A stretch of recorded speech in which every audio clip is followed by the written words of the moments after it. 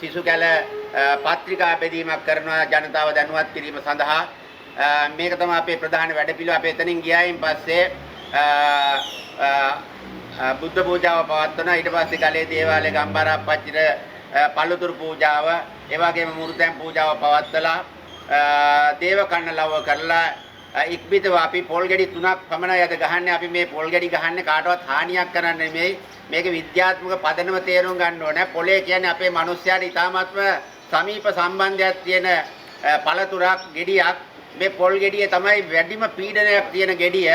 ඒ හින්දා මේ පොලයක් ගැහිීමෙන් අදහස් කරන්නේ පැහැදිලිවම මේ පොල් ගෙඩිය ඇතුලේ තියෙන පීඩන එළියට යනවා වගේ අපේ ශරීරය තුළ හිතේ තියෙන සියලුම පීඩනයන් එළියට යන්න කියන ප්‍රාර්ථනාව තමයි මේ පොල් ගැහිීමෙන් කරන්නේ. එහෙම නැතුව කාටවත් හානියක් කරන්න පොල් ගහන්නේ නැහැ.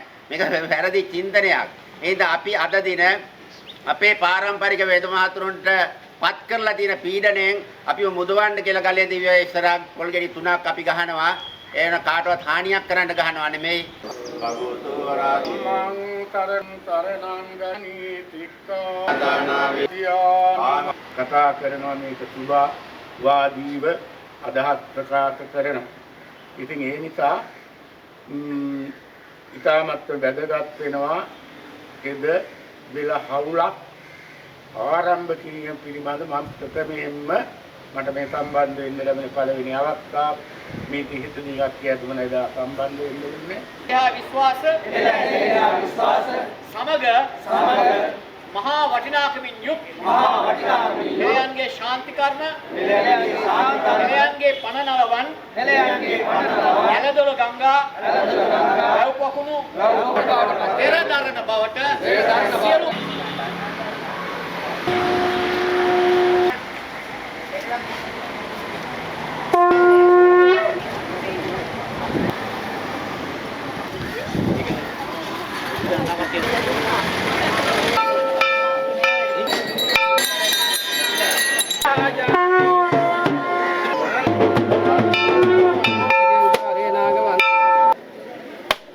මහලේකම්තුමා අපේ සභාපතිතුමා සේමසිංහ වන්නිනායක මහත්තයා අපි මෙතෙන් ආද රැස්ුනේ අපේ මුල්වාසීන් අපිට දායාද කරලා දුන්න මේ හෙළවෙදකම නැති වෙන තැනට යටිකූට්ටු උපක්‍රම ක්‍රියාත්මක වීම පවතින.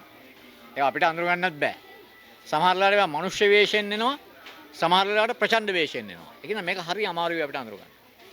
නමුත් හෙළයන් හැටියට අපි මෙත්තා, කරුණා, මුදිතා, උපේක්ෂා කියන මේ සතර බ්‍රහ්ම විහරණයට මුල් තැන දීලා තමයි අපි වැඩ කරන්නේ. ඉතින් ඒ නිසාම අපි අපේ හිතේ තෘෂ්ණාව නැහැ. ඒ නිසාම අපි බුලත් කොලේට වෙදකම් කරනවා. මේ බුලත් කොලේට වෙදකම් කරන අපිටත් බයිනවා හොර වෙද්දු කියලා. මට හරි මේ ප්‍රශ්නයක් තියෙනවා. සාමාන්‍යයෙන් මනියෙක් හොරකම් කරන්නේ සල්ලි මුල් කරගෙන. ඒ බුලත් කොලේට වෙදකම් කරන මිනිස්සයාට ඇයි දෙයියනේ හොර වෙදා කියලා කියන්නේ කියන ප්‍රශ්නේ තමයි මට තියෙන ප්‍රශ්නේ. මේකට එක හේතුවක් හැටියට සමහර කට්ටිය කියනවා අපිට ලයිසන් නැහැ ඇත්ත.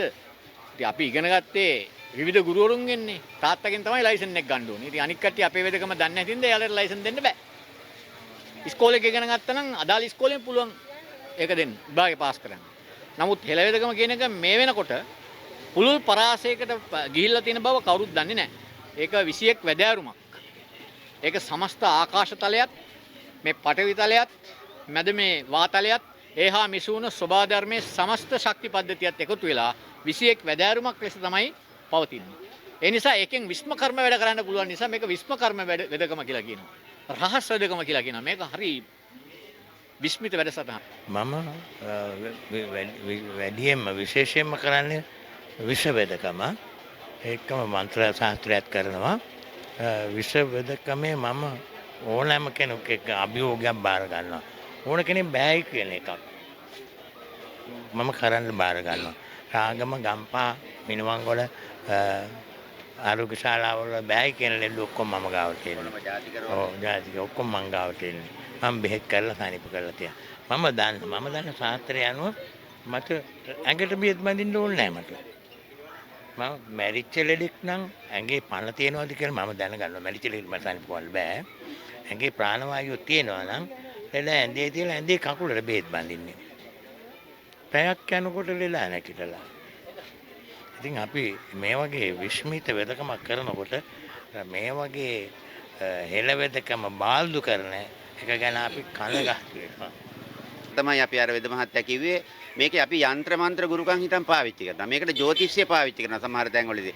සමහර ලෙඩ්ඩෝ හොඳ කරගන්න බැරි වුණොත් අපි එයාගේ කේන්ද්‍රයේ බලලා මොකක් හරි අපලයක් තියෙනවද කියලා බලලා ඒ අපලේ දුරු කරන විදිය ප්‍රතිකාර කරලා තමයි නැවත වතාව වෙද ක්‍රම වලට එන්නේ.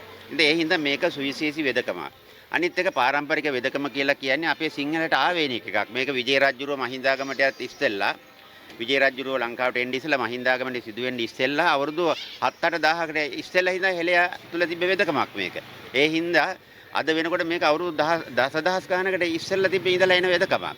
මෙන්න මේ වෙදකම ආරක්ෂා කර ගැනීම සඳහා තමයි අපි අද මේ සටන දියත් කරලා